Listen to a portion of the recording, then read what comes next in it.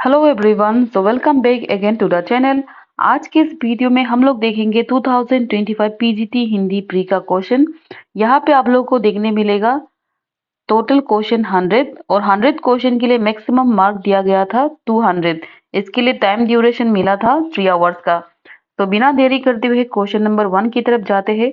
Question number 1 में पूछा गया है संचारी भाव की संख्या कितने होते हैं। तो इसका आंसर रहेगा ए 33 यानी कि 33। ये भी क्वेश्चन बहुत बार एग्जाम में रिपीटेडली पूछा जाता है, इसको भी आप लोग को देखना है। और ये आप लोग का सिलेबस रस से पूछा गया है। इसके अलावा भी आप लोग को देखना होगा इसके अलावा आप लोग को देखना होगा विभाव, नुभाव, संचारी भाव और स्थायी भाव। यहाँ पे पीजीटी प्री में पूछा गया है संचारी भाव के कितना संख्या होते हैं। इसका आंसर है 33 यानी कि 33। आप लोग को ये भी पूछा जा सकता है कि इनमें से कौन सा विभाव का पार्ट नहीं है। विभाव में होता है आलंबर और उद्दीपन। इसको भी आप लोग को देखना है, ये भी इम्पोर्टेंट है। ये बहुत बार एग्जाम में पूछे जाते हैं कि विभाव का सब पार्ट कौन सा है, आलंबन और उद्दीपन। अगर अनुभव से पूछा जाए तो इसमें होता है कायिक, सात्विक और वाचिक और आहार्य। ये चार सब पार्ट किसके हैं? अनुभाव के हैं। ये भी एग्जाम में बहुत पूछा जाता है कि इनमें से कौन सा अनुभाव का सब पार्ट नहीं है, तो इसको भी आप लोग को देखना है। अगर स्थायी भाव पूछा जाएगा तो इसका होता है 9। रति हो गया, हर्ष, शोक, क्रोध, उत्साह, भय, जुगुप्सा, विस्मय। ये सब किसके पार्ट है? स्थायी भाव के पार्ट है। ये चार्ट को भी आप लोग हो सकते हैं तो अपने नोट कॉपी में नोट डाउन कर लीजिए, क्योंकि इनमें से भी सवाल कभी कभी बनते हैं। नेक्स्ट क्वेश्चन है क्वेश्चन नंबर 2। क्वेश्चन नंबर 2 में पूछा गया है कौशिकी वृत्ति का संबंध किस रस से है। सो इसका आंसर रहेगा डी, श्रृंगार रस से है। नेक्स्ट क्वेश्चन है क्वेश्चन नंबर 3। क्वेश्चन नंबर 3 में पूछा गया है अलंकार संप्रदाय के प्रवर्तक आचार्य इनमें से कौन है। सो इसका आंसर रहेगा बी, बामन। ये भी एग्जाम में बहुत ही रिपीटेडली पूछा जाता है। ये इसको भी आप लोग को देखना है, बहुत ही इंपॉर्टेंट क्वेश्चन है। ये आप लोगों का सिलेबस भारतीय काव्य शास्त्र में से पूछा गया है। भारतीय काव्य शास्त्र थोड़ा सा पढ़ना कठिन है, लेकिन आप लोग क्या कर सकते हो, आप लोग सबसे पहले भारतीय काव्य शास्त्र जब भी पढ़ते हो तो आप आचार्य को देखिए। आचार्य ने कौन सा ग्रंथ लिखा है उसको आप लोग को देखना है। कौन सी परिभाषाएं दिया है उसको भी आप लोग को देखना है। ये भी बहुत बार एग्जाम में परिभाषाओं से भी पूछे जाते हैं। उसके बाद देखना है कि कौन से संप्रदाय के प्रवर्तक है, इसको भी आप लोग को देखना है। आप यहाँ पे देख सकते हो, आप लोग जब भी भारतीय काव्य शास्त्र को पढ़ते हो तो सबसे पहले आप लोग कॉपी में क्लियरली नोट डाउन कर लो कि कौन कौन सा आचार्य ने कौन कौन सा ग्रंथ लिखा है और कौन कौन से संप्रदाय के प्रवर्तक है और उन्होंने कौन कौन सी परिभाषाएं दिया है। ये भी बहुत इंपॉर्टेंट है। आप लोग इसको नोट डाउन कर लेते हो तो आपका थोड़ा सा काव्य शास्त्र आसान हो जाता है। जैसे कि यहाँ पे देखिए, भरत मुनि, भरत मुनि ने कौन सा ग्रंथ लिखा है? नाट्य शास्त्र लिखा है। और कौन से संप्रदाय के प्रवर्तक है? रस संप्रदाय के प्रवर्तक है। आचार्य वामन, वामन ने कौन सा ग्रंथ लिखा है? काव्य अलंकार नामक ग्रंथ लिखा है। और कौन से प्रवर्तक के कवि है, आचार्य थे? ये है अलंकार संप्रदाय के आचार्य। यहाँ पे है वामन, वामन से भी बहुत बार पूछा जाता है। वामन ने लिखा है काव्य अलंकार सूत्र नामक ग्रंथ और उनके संप्रदाय का नाम है रीति संप्रदाय। उसके बाद है आनंद वर्धन, उन्होंने ध्वनियालोक लिखा नामक ग्रंथ लिखा है और ध्वनि संप्रदाय के प्रवर्तक है। नेक्स्ट है आचार्य कुंतक, आचार्य कुंतक ने वक्रोक्ति जीवितम नामक ग्रंथ लिखा है और कौन से संप्रदाय के आचार्य है? वक्रोक्ति संप्रदाय के आचार्य है। नेक्स्ट है क्षेमेंद्र, क्षेमेंद्र ने कौन सा ग्रंथ लिखा है? औचित्य विचार चर्चा नामक ग्रंथ लिखा है और कौन से संप्रदाय के आचार्य है? औचित्य संप्रदाय के आचार्य। इस तरह आप लोग क्लियरली अपने कॉपी में जब नोट डाउन कर लेते हो तो आप लोग का काव्य शास्त्र थोड़ा सा आसान हो जाता है। नेक्स्ट क्वेश्चन है क्वेश्चन नंबर 4। क्वेश्चन नंबर 4 में पूछा गया है वक्रोक्ति संप्रदाय के आचार्य निम्न से कौन है। ये भी आप लोगों ने अभी अभी एक पेज में देख ही लिया है। तो इसका आंसर है कुंतक। ये भी एग्जाम में बहुत बार पूछा जाता है, इसलिए आप लोगों को संप्रदाय के प्रवर्तक को छोड़ना नहीं है, अच्छे से कॉपी में लिखना है और उसको बार बार जितना हो सके आप लोग देखते रहिए, क्योंकि बहुत बार हम लोग भूल भी जाते हैं, इसलिए आप लोग को बहुत ही ज्यादा बार बार रिविजन की जरूरत पड़ेगी। नेक्स्ट क्वेश्चन है क्वेश्चन नंबर 5। क्वेश्चन नंबर 5 में आप लोगों से छंद से पूछा गया है, छंद पढ़ते समय आने वाले विराम को क्या कहते हैं? तो इसका आंसर है यति। जब हम पंक्ति को पढ़ते हैं, जब हम थोड़ी देर के लिए रुकते हैं तो उसी को ही हम विराम कहते हैं और विराम को ही यति कहते हैं। नेक्स्ट क्वेश्चन है क्वेश्चन नंबर 6। क्वेश्चन नंबर 6 में पूछा गया है, दोहा और रोला के संयोग से कौन सा छंद बनता है? तो इसका आंसर रहेगा डी, कुंडलिया छंद। आप लोगों से ये भी पूछा जाता है कि कितने चरण प्रथम होते हैं और अंतिम के कितने चरण होते हैं?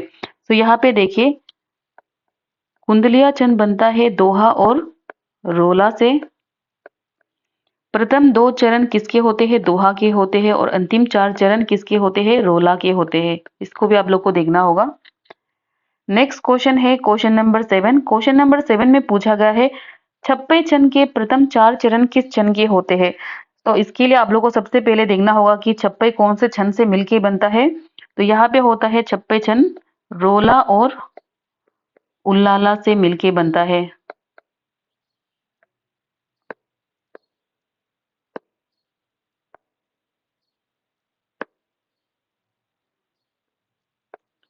छप्पे छंद उल्लाला और रोला से मिलके बनता है। और प्रथम के पूछा है तो प्रथम होता है रोला से। प्रथम 4 चरण रोला के होते हैं और अंतिम 2 चरण उल्लाला से होता है। तो इसका आंसर रहेगा बी, रोला छंद से होता है। नेक्स्ट क्वेश्चन है क्वेश्चन नंबर 8। क्वेश्चन नंबर 8 में पूछा गया है, निम्नलिखित में से कौन सा काव्य गुण नहीं है? तो इसका आंसर भी आसान ही है और ये आप लोग का सिलेबस में दिया गया है काव्य गुण। तो इसका आंसर रहेगा ए, शलेष। और शलेष हमारा क्या है? अलंकार। ये अलंकार का पार्ट है। उसके बाद हमारा आता है ओज गुण। यहाँ पे आता है ओज गुण, माधुर्य गुण, उसके बाद प्रसाद गुण। ये हमारा क्या है? गुण के प्रकार है। नेक्स्ट क्वेश्चन है क्वेश्चन नंबर 9। क्वेश्चन नंबर 9 में पूछा गया है, अरस्तु ने किस काव्य को अनुकरणात्मक माना है? तो इसका आंसर है सी, कॉमेडी। जब भी आप लोग पाश्चात्य काव्य शास्त्र के बारे पढ़ते हो, जैसे कि आप लोग का हो गया अरस्तु, अरस्तु आप लोग के सिलेबस में दिया गया है। तो आप जब भी अरस्तु के बारे पढ़ते हो तो सबसे पहले उसके जीवन काल को आप देखिए कि उनका जन्म कौन से वर्ष में हुआ है और उन्होंने कौन कौन से पुस्तक लिखा है। पुस्तक के साथ उसका प्रकाशन वर्ष को भी आपको देखना होगा। उसके बाद आप देखना होगा कि अरस्तु के गुरु का नाम कौन है। ये भी बहुत एग्जाम में पूछा जाता है। इसका नाम है प्लेटो। सो ये सभी आपको पढ़ने होंगे अरस्तु से रिलेटेड और उनके सिद्धांत को भी आपको देखना होगा। ये भी पूछा जाता है। क्वेश्चन नंबर 10 में पूछा गया है, काव्य में ट्रेजेडी शब्द की सबसे पहले व्याख्या किसने की? तो इसका आंसर है बी, अरस्तु ने। 11 में पूछा गया है, प्लेटो के काव्य संबंधी विचार मुख्यतः किस कृति में उपलब्ध है? तो उसका पुस्तक का नाम द रिपब्लिक में उपलब्ध है। क्वेश्चन नंबर 12 में पूछा गया है, क्वेश्चन नंबर 12 में पूछा गया है, लॉन्गिनस ने काव्य में एक नवीन तत्व का प्रतिपादन किया था जो निम्न में से किस नाम से व्याख्यात है? तो इसका आंसर है उद्धातवाद। लॉन्गिनस का सिद्धांत का नाम है उद्धातवाद। 13 में पूछा गया था, क्रोचे ने किस पुस्तक में अभिव्यंजनावाद का विशद विवेचन किया है? तो इसका आंसर है ए, एस्थेटिक, जो कि उसकी पुस्तक का नाम है। 14 में पूछा गया था, रिचर्ड के अनुसार काव्य की पाठक श्रोता को प्रभावित करने की क्षमता निर्भर है। तो इसका आंसर है डी, संप्रेषणीयता पर। क्वेश्चन नंबर 15 में पूछा गया है, इलियड की आलोचनात्मक कृति द सीक्रेट वुड का प्रकाशन वर्ष कब है? तो इसका आंसर है ए, 1920। 16 में पूछा गया है, मार्क्सवाद को किस साहित्यिक रूप में पढ़ा जाता है? तो इसका आंसर है प्रगतिवाद। यह आप लोग का हिंदी साहित्य का इतिहास से पूछा गया है। आप लोग जब भी हिंदी साहित्य का इतिहास पढ़ते हो तो सबसे पहले आप कालों का वर्गीकरण को आप समझना होगा। यहाँ पे देख सकते हो, हिंदी साहित्य के इतिहास को 4 कालों में विभाजित किया है। पहला है आदिकाल। जब भी आप आदिकाल के बारे में पढ़ते हो तो सबसे पहले आप उसके समय सीमा को देखिए। यहाँ पे समय सीमा दिया गया है आचार्य रामचंद्र शुक्ल के अनुसार 1050 से लेके 1375 तक। और इसका दूसरा नाम है वीर गाथा काल। और भी इसके बहुत सारे नाम है, उसको भी आप लोग को देखना होगा। ये भी एग्जाम में बहुत बार पूछे ही जाते हैं, तो आप लोग इसको छोड़ना नहीं है। जब भी आप आदिकाल के बारे में पढ़ते हो तो सबसे पहले आप उसके समय सीमा को देखिए, और कौन कौन से आचार्य और विद्वानों ने कौन कौन सा आदिकाल को नाम दिया है, इसको भी आप लोग को देखना होगा। और सेकंड में आता है भक्ति काल। तो भक्ति काल का समय सीमा है 1375 से लेके 1700 तक माना जाता है, और इसको स्वर्ण युग भी कहते हैं। अगर स्वर्ण युग किसने कहा है, अगर ये पूछा जाए तो आचार्य श्याम सुंदर दास ने। उसके बाद स्वर्ण काल किसने कहा है, ऐसा पूछा जाए तो ये दिया है जॉर्ज ग्रियर्सन ने। भक्ति काल को भी दो भागों में विभाजित किया है। पहला आता है निर्गुण काव्य धारा, दूसरा है सगुण काव्य धारा। फिर निर्गुण काव्य धारा को भी दो भागों में विभाजित किया है, ज्ञानाश्री शाखा और प्रेमाश्री शाखा। प्रेमाश्री शाखा को ही हम सूफी काव्य धारा भी कहते हैं। तो यहाँ पे है ज्ञानाश्री के अंदर आता है कबीरदास, और कबीरदास की रचना का नाम है बीजक। और प्रेमाश्री यानी कि सूफी काव्य धारा के अंदर आता है मलिक मोहम्मद जायसी, जिसकी रचना है पद्मावत। उसके बाद सगुन काव्य धारा के अंदर आता है राम भक्ति शाखा, जिसके प्रवर्तक है तुलसीदास। उन्होंने कौन सा रचना लिखा है, रामचरितमानस। और कृष्ण काव्य धारा के शाखा में आता है सूरदास, उन्होंने लिखा है सूरसागर। उसके बाद थर्ड नंबर पे आता है रीतिकाल। रीतिकाल का समय सीमा है 1700 से लेकर 1900। इसको श्रृंगाल काल भी कहा है। किन्होंने नाम दिया है, आचार्य विश्वनाथ ने। उसके बाद रीतिकाल को भी तीन भागों में डिवाइड किया है। पहला आता है रीतिबद्ध, दूसरा आता है रीतिसिद्ध, और तीसरा आता है रीतिमुक्त। इसके प्रवर्तक पूछे जाएंगे तो रीतिबद्ध के होते हैं केशव दास, जिन्होंने रामचंद्रिका नामक पुस्तक लिखा है। ये भी बहुत बार एग्जाम में पूछे जाते हैं कि रामचंद्रिका किसने लिखा है, केशव दास ने लिखा है। उसके बाद रीतिसिद्ध में आता है बिहारी, जिन्होंने सतसई लिखा है। उसके बाद रीति मुक्त के अंदर आता है गणानन। फोर्थ नंबर है आधुनिक काल। आधुनिक काल का समय सीमा देखिए 1900 से लेके अभी तक। उसके बाद आधुनिक काल को कहा जाता है गद्य काल, और इसको किसने नाम दिया है, आचार्य रामचंद्र शुक्ल ने। आप लोग देखिए कि आधुनिक काल को भी बहुत उपभागों में विभाजित किया है। जैसे कि हो गया, पहला है भारत तेंदु युग, इसका समय सीमा को भी आप लोग देखिए। उसके बाद आता है द्विवेदी युग, इसका समय सीमा को भी देखना होगा। उसके बाद आता है छायावाद, इसके समय सीमा को भी देखिए। उसके बाद आता है उत्तर छायावाद के अंदर आता है प्रगतिवाद, प्रयोगवाद। उसके बाद नई कविता। प्रगतिवाद को हम मार्क्सवाद कहते हैं, और प्रयोगवाद को नकेनवाद कहते हैं। इसको भी आप लोग को इसका उपनाम को भी देखना होगा। और अगर पूछा जाए कि भारत तेंदु युग किसके नाम से रखा गया है, तो ये है भारत तेंदु हरिश्चंद्र के नाम से इस युग का नामकरण हुआ है। उसके बाद द्विवेदी युग का अगर पूछा जाए तो ये पड़ा है महावीर प्रसाद द्विवेदी के नाम से। उसके बाद छायावाद में 4 स्तंभ होते हैं, इसको भी बहुत इंपॉर्टेंट है, इसको भी आप लोग को देखना होगा। जैसे हो गया जयशंकर प्रसाद हो गया, उसके बाद महादेवी वर्मा, उसके बाद है सुमित्रा नंदन पंत, उसके बाद निराला। ये 4 छायावाद के स्तंभ माने जाते हैं। आप लोग जब भी हिंदी साहित्य का इतिहास पढ़ते हो तो सबसे पहले उसको उसके कालों में विभाजित कर लो। सबसे पहले आता है आदिकाल, भक्ति काल, रीतिकाल, आधुनिक काल। उसके सब पार्ट को भी आप लोग को देखना होगा, और कौन सा राइटर कौन सा काल का अंदर आता है, ये भी बहुत पूछा जाता है। नेक्स्ट क्वेश्चन है क्वेश्चन नंबर 17। क्वेश्चन नंबर 17 में पूछा गया है भाषा विज्ञान के किस शाखा को व्याकरण भी कहते हैं। सो इसका आंसर है ए, वर्णात्मक भाषा विज्ञान। क्वेश्चन नंबर 18 में पूछा गया है निम्नलिखित में से अर्ध संवृत स्वर कौन सा है। सो इसका आंसर है ए, ओ। अगर आप लोगों से केवल अर्ध स्वर के बारे में पूछा जाए तो ये आता है य और व। यहाँ पे अर्ध संवृत पूछा गया है, इसलिए यहाँ पे आया है ए और ओ। अगर सिर्फ अर्ध स्वर पूछा जाएगा तो ये होगा य और व। 19 में पूछा गया है किस भाषा की मूलभूत इकाई होती है। तो इसका आंसर है स्वनिम। जब भी अगर भाषा की सबसे छोटी इकाई पूछे जाएंगे या फिर मूलभूत इकाई, तो इसका आंसर रहेगा स्वनिम, सी। नेक्स्ट क्वेश्चन है क्वेश्चन नंबर 20। क्वेश्चन नंबर 20 में पूछा गया है जो स्वर दोनों होठों को स्पर्श करते हैं वे कहलाते हैं यहाँ पे इसका आंसर रहेगा सी, दियोस्टोस, यानी कि दोनों होठों से टकराते हुए।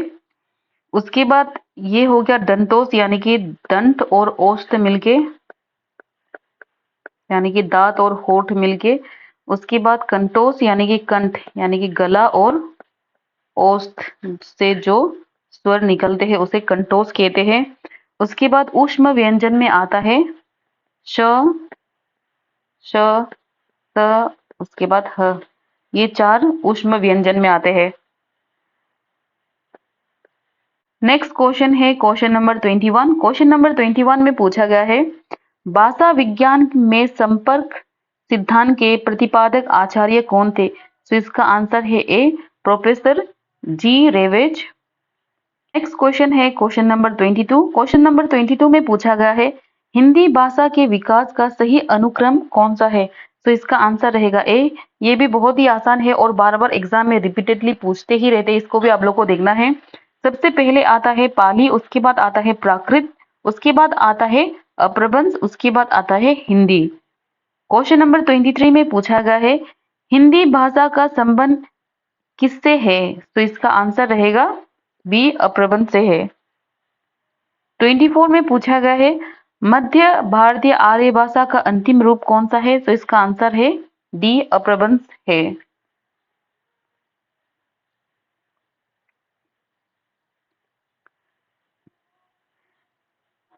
Question number 25। क्वेश्चन नंबर 25 में पूछा गया है, मगही किस प्रदेश की बोली है? ये भी आप लोग का प्रीवियस ईयर क्वेश्चन से ही पूछा गया है, तो इसका आंसर है बी, बिहार से है। क्वेश्चन नंबर 26 में पूछा गया है, ब्राह्मी लिपि के विकास का अनुक्रम है। ये भी एग्जाम में बहुत बार रिपीटेडली ही आते ही रहता है, आप लोग को इसको इंपॉर्टेंट मार्क कर लेना है। तो इसका आंसर है ए, सबसे पहले आता है ब्राह्मी लिपि, उसके बाद आता है गुप्त लिपि, उसके बाद आता है कुटिल लिपि, उसके बाद आता है देवनागरी लिपि। क्वेश्चन नंबर 27 में पूछा गया है, मान स्वरों की संख्या कितने होते हैं? तो इसका आंसर है सी, 8 होते हैं। नेक्स्ट क्वेश्चन है क्वेश्चन नंबर 28। 28 में पूछा गया है, केंद्रीय हिंदी संस्था का मुख्यालय कहाँ स्थित है? तो इसका आंसर है बी, आगरा में स्थित है। और ये भी आप लोगों को पूछे जा सकते हैं कि नागरिक प्रचारणी सभा का मुख्यालय कहाँ स्थित है? वो स्थित है काशी पर।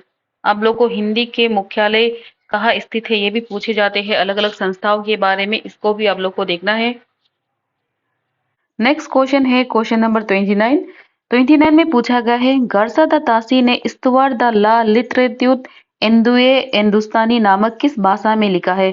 सो इसका आंसर है ए, फ्रांसीसी भाषा में लिखा है। अगर आप लोगों से पूछा जाए कि हिंदी साहित्य का सबसे पहला इतिहास लिखने का प्रयास किसने किया है, तो इसका आंसर है गर्सा द तासी ने ही किया है। इन्होंने पहला प्रयास किया है। इन्होंने कवियों को काल क्रम अनुसार ना रखते हुए उन्होंने रखा है वर्ण क्रम अनुसार कवियों को रखा है। जैसे कि कोई कवि हो गया जिसका नाम ए से शुरू होता है वो पहले आएगा, बी से शुरू हुआ तो वो दूसरे में आएगा, सी से शुरू हुआ तो वो तीसरे में आएगा। उन्होंने काल क्रम अनुसार ना रखते हुए अल्फाबेटिकली कवियों को रखा है। अगर इसके प्रकाशन वर्ष पूछे जाएंगे तो इसके पुस्तक जो है दो भागों में विभाजित हुआ है। पहला है इसका प्रकाशन वर्ष 1839, उसके बाद दूसरा प्रकाशन वर्ष है 1847। इसको भी आप लोगों को पूछे जाते कि गारसदा तासी के पुस्तक का दूसरे भाग का प्रकाशन वर्ष कब होगा? अगर ऐसा पूछने से होगा इसका 1847, और पहले भाग का प्रकाशन वर्ष कब हुआ? तो इसका आंसर रहेगा 1839। नेक्स्ट क्वेश्चन है क्वेश्चन नंबर 30। 30 में पूछा गया है, हिंदी साहित्य के आदिकाल को सिद्ध सामन काल किसने कहा है? तो इसका आंसर रहेगा राहुल सांकृत्यायन ने।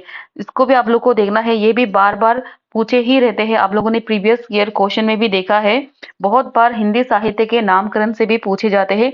तो यहाँ पे पूछा है आदिकाल का, तो इसका आंसर रहेगा राहुल सांकृत्यायन ने।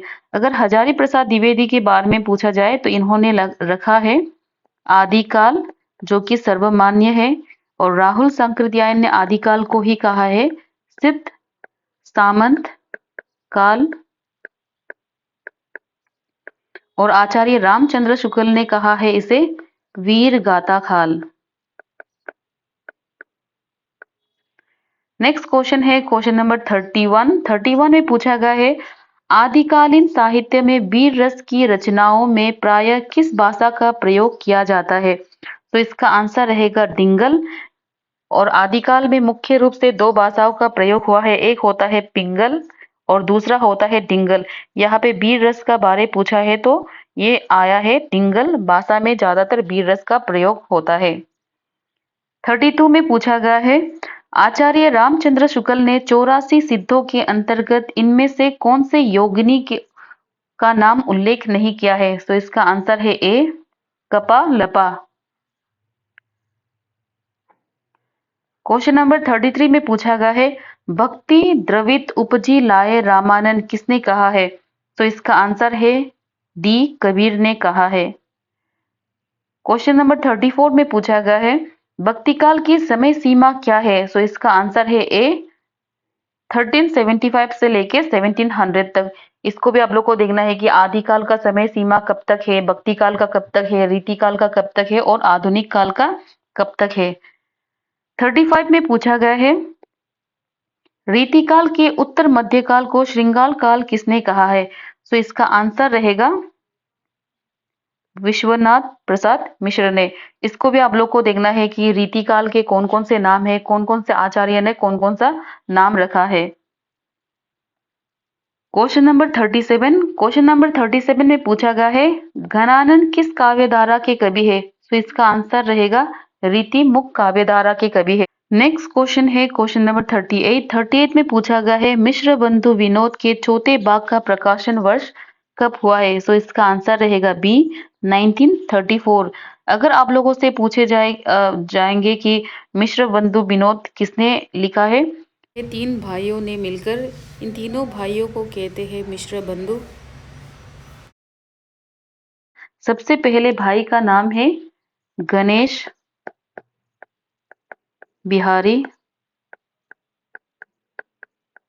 दूसरा भाई का नाम है श्याम बिहारी और तीसरे भाई का नाम है सुखदेव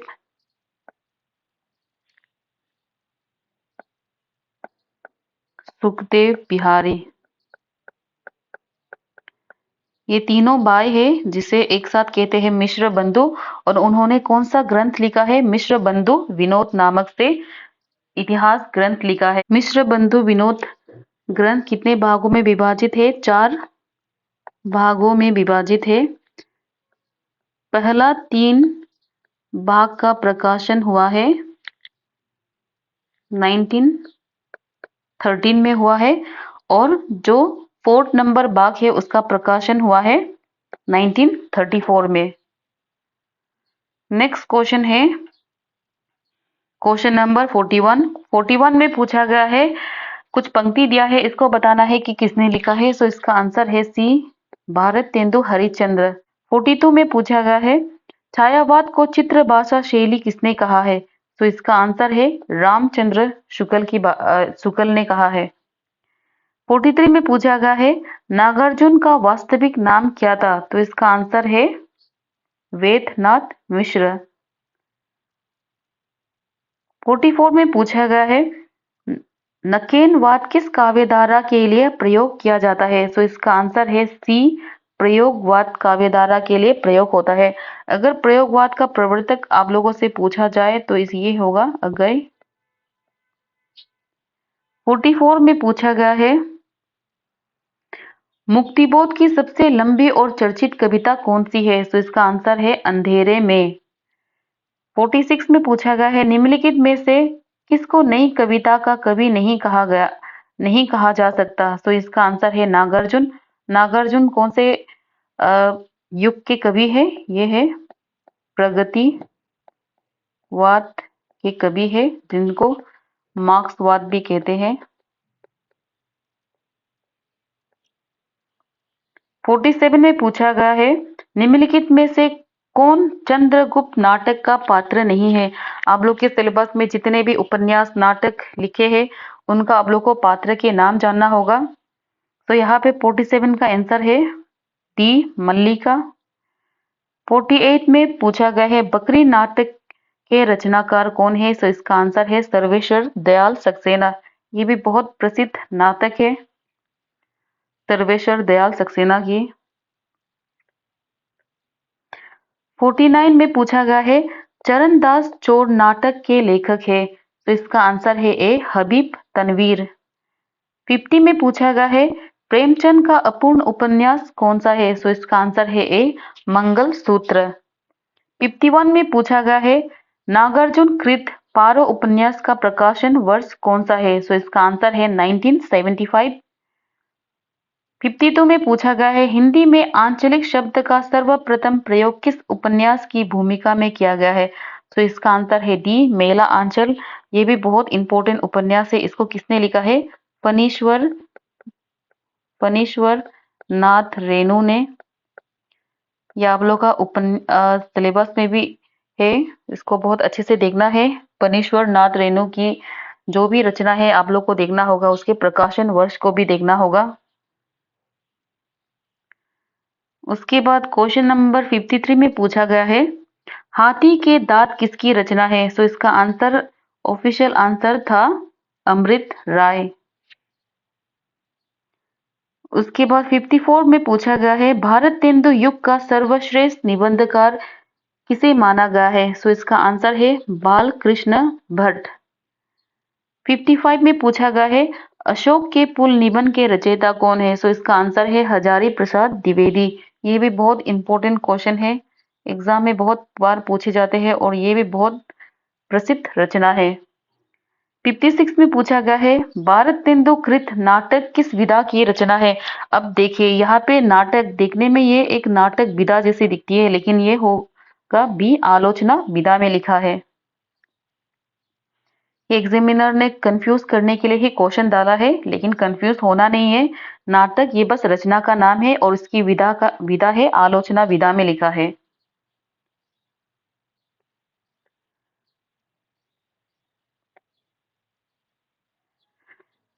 नेक्स्ट क्वेश्चन है क्वेश्चन नंबर 57। 57 में पूछा गया है आचार्य रामचंद्र शुक्ल की समीक्षा का सैद्धांतिक आधार क्या है, तो इसका ऑफिशियल आंसर है भारतीय रसवाद। 58 में पूछा गया है आवारा मसीहा में किसके जीवन का उल्लेख है, तो इसका आंसर है शरद चंद्र के जीवन का। यहाँ पे भी देखिए आप लोग को कंफ्यूज करने के लिए दिया है। अगर इसका रचनाकार पूछा जाएगा तो विष्णु प्रभाकर इसको लिखा है, रचनाकार का नाम है। उसके बाद किसके जीवन पर लिखा है? शरद चंद्र के जीवन पर लिखा है। 59 में पूछा गया है बापूजी किसकी जीवनी है, तो इसका ऑफिशियल आंसर है नागार्जुन की जीवनी है। हिंदी का प्रथम रेखा चित्र संग्रह है, यह है पद्म पराग।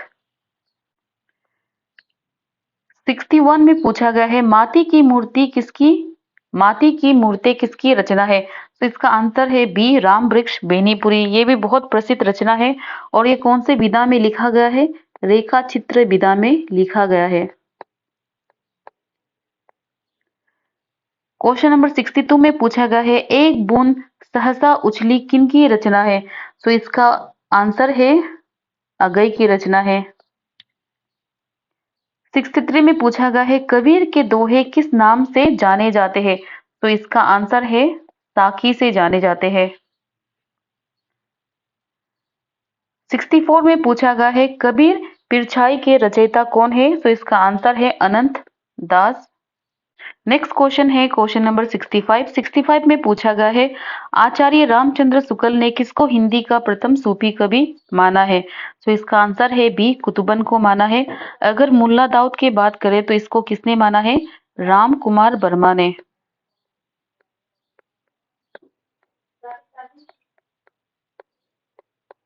नेक्स्ट क्वेश्चन है क्वेश्चन नंबर 66। 66 में पूछा गया है सूफी प्रेमाख्यान परंपरा में आराध्य को प्राय किस रूप में देखा गया है, तो इसका आंसर है डी प्रेमिका के बारे में, प्रेमिका के रूप में। ज्यादातर सूफी काव्य धारा के कवि प्रेमिकाओं के बारे में ही लिखते हैं।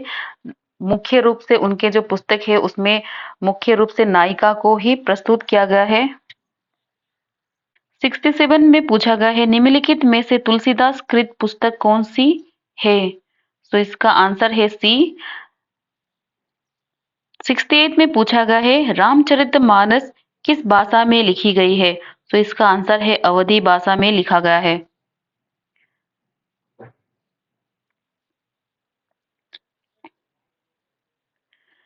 69 में पूछा गया है सूरदास को पुष्टि मार्ग का जहाज किसने कहा है? तो इसका आंसर है डी विठल नाथ ने कहा है। 17 में पूछा गया है बिहारी सतसई का टीका सहित सबसे प्रामाणिक संस्करण किसने लिखा है? ये लिखा है जगन्नाथ दास रत्नाकर।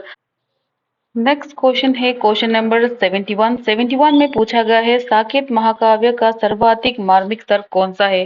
तो इसका आंसर है बी नवम सर्ग। ये भी एग्जाम में बहुत बार रिपीटेडली पूछते ही रहते हैं, इसको आप लोग को देखना है, इसको आप लोग इंपॉर्टेंट क्वेश्चन मार्क कर सकते हो। नेक्स्ट क्वेश्चन है 72। 72 में पूछा गया है कामायनी का प्रकाशन वर्ष कब है?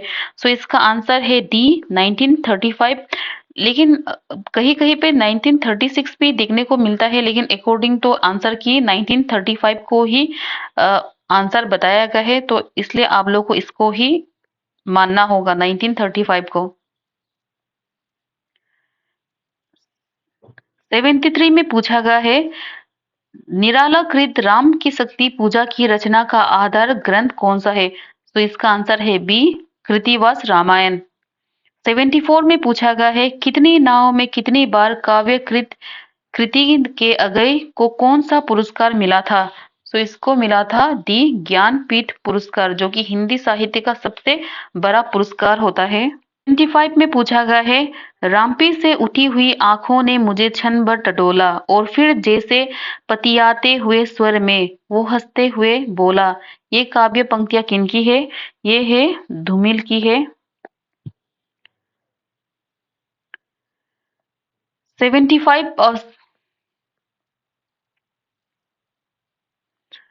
76 में पूछा गया है कालक्रम की दृष्टि से प्रेमचंद के उपन्यासों का सही अनुक्रम कौन सा है? इसको भी आप लोग को देखना है। जब भी आप रचनाकार पढ़ते हो, रचनाकार के पुस्तक के बारे में पढ़ते हो, तो आप लोग उसका जो रचना है, उनके जो प्रकाशन वर्ष है, उसको भी देखना होगा, क्योंकि उन्हें भी क्रम अनुसार मिलाने के लिए आता है। जैसे कि यहाँ पे आप देख सकते हो, यहाँ पे पूछा गया है कि प्रेमचंद के उपन्यासों का काल क्रम अनुसार उसको अरेंज करना है। तो सबसे पहले आता है सेवा सदन, उसके बाद आता है कर्म भूमि, उसके बाद आता है रंग भूमि, उसके बाद आता है गोदान। 77 में पूछा गया है मेला आंचल उपन्यास के पात्र इनमें से कौन नहीं है? तो इसका आंसर है बी श्रीधर और सरस्वती नहीं है। नेक्स्ट क्वेश्चन है क्वेश्चन नंबर 78। 78 में पूछा गया है स्कंदगुप्त नाटक का प्रकाशन वर्ष बताइए। तो इसका आंसर है डी 1928। ये ऑफिशियल आंसर की में था। उसके बाद अगर स्कंदगुप्त नाटक को किसने लिखा है, अगर ऐसा पूछने से ये होगा जयशंकर प्रसाद ने इसे लिखा है। नेक्स्ट क्वेश्चन है 79। 79 में पूछा गया है दही बरा में कौन सा समास है? तो इसका आंसर है बी लुप्त पद तत्पुरुष समास। ये थोड़ा सा समास से डीपली पूछा है। क्वेश्चन नंबर 80 में है विशेषण विशेष्य युक्त समास कौन सा है? तो इसका आसान ही है कर्मधारय समास। जहां पे विशेष्य की विशेषता बताती है, वहां पे ही होता है कर्मधारय समास। 81 में पूछा गया है नेत्री शब्द का पुल्लिंग शब्द कौन सा है? तो इसका आंसर था डी नेता। 82 में पूछा गया है निम्न में से पुल्लिंग शब्द कौन सा है? तो इसका आंसर था आचरण। क्वेश्चन नंबर 83 में पूछा गया है नीचे दिए गए विकल्पों में से शुद्ध वर्तनी शब्द का चयन कीजिए, यानी करेक्ट स्पेलिंग को बताना है। तो इसका आंसर है सी। 84 में पूछा गया है उसका कथन अतिशयोक्ति मात्रता इसमें अधोरेखांकित का शुद्ध वर्तनी कौन सा है? तो इसका आंसर है डी। नेक्स्ट क्वेश्चन है 85। 85 में फिलिंग द ब्लैंक दिया है, इसको फिल करना है। तो इसका आंसर है सी विद्रूपता। नेक्स्ट क्वेश्चन है 86। 86 में पूछा है वो अगले साल आएगा इस वाक्य में कौन सा कारक है? ये भी आप लोग का पूछा है कारक से, इसलिए कारक को भी आप लोग बहुत अच्छे से देखना है। इसका आंसर है बी अधिकरण कारक।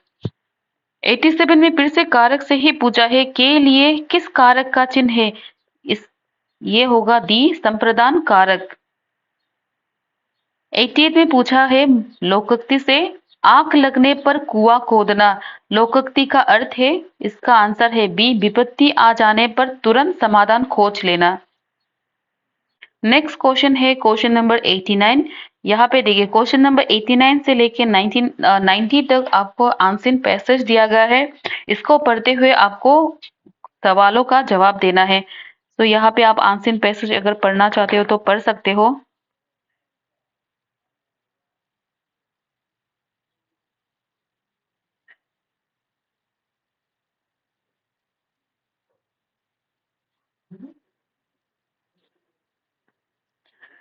89 में पूछा गया है, इस गद्यांश का सर्वाधिक उपयुक्त शीर्षक कौन सा है? तो इसका आंसर है स्वतंत्र राष्ट्र की राष्ट्रभाषा।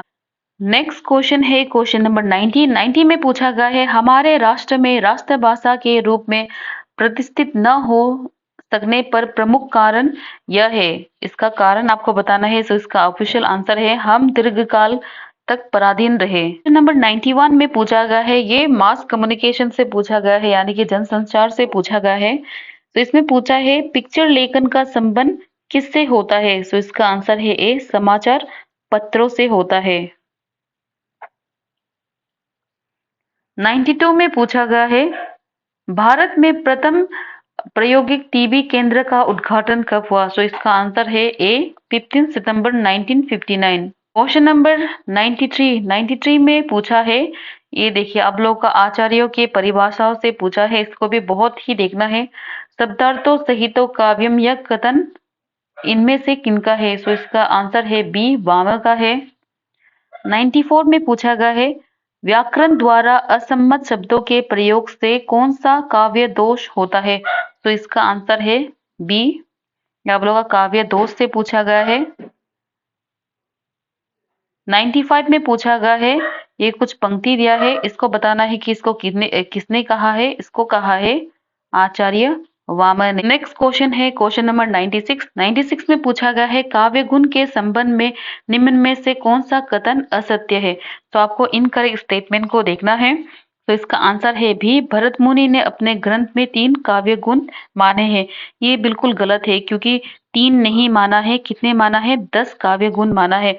यहाँ पे एग्जामिनर ने थोड़ा सा कंफ्यूज करने का ट्राई किया है, क्योंकि काव्य गुण सामान्य तौर पर 3 ही होता है, माधुर्य, ओज और प्रसाद गुण होते हैं। लेकिन बहुत सारे आचार्य हैं जो काव्य गुण को लेकर उसमें मतभेद होते हैं। भरत मुनि ने 10 काव्य गुण माना है, किसी दूसरे आचार्य ने 3 गुण माना है। तो इसमें कंफ्यूज करने के लिए ये थोड़ा सवाल किया है, जैसे कि अगर यहाँ पे 3 हुआ तो यहाँ पे भी 3 है, मतलब ये भी सही हो सकता है। लेकिन ये सही नहीं है, क्योंकि भरत मुनि के अनुसार 10 काव्य गुण माना है और सामान्य तौर पर 3 काव्य गुण होते हैं। और बाकी सभी, ये भी सही है, ये भी सही है, ये भी सही है। कौन सा गलत था? ये गलत था, और गलत को ही हम लोग को ढूंढना था। अगर भरत मुनि के बारे में पूछे जाए तो उन्होंने कितना काव्य गुण माना है? 10। और दोष कितना माना है? दोष भी 10 ही माना है।